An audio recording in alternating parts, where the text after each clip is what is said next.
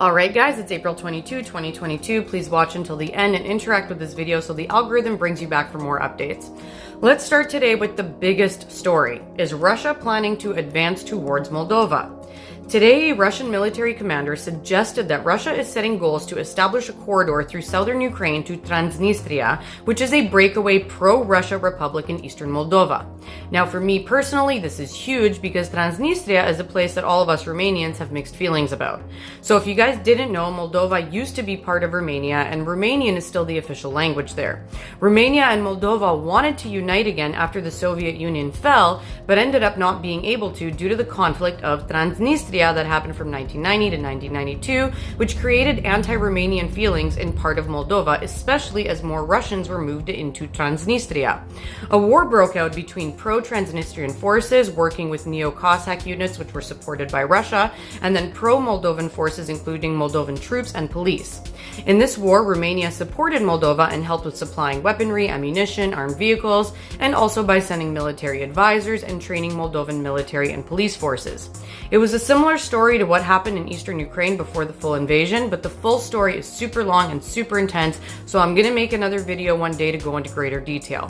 The big question now is, if Russia goes into Moldova, is Romania going to step in and help Moldova?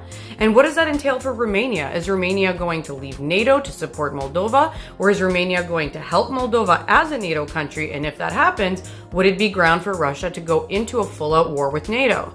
The story is getting super complicated, but analysts do say that it's unlikely that Russian military is capable of achieving this goal. However, the analysts have been wrong about a couple of things since the beginning of the war, so we just really don't know what to expect. In other news, fierce fighting was underway today across a band of southern Ukraine, engulfing towns and villages on the banks of the Dnipro River, and Ukrainians acknowledged that Russia had taken control of some 42 small towns and villages in the recent days.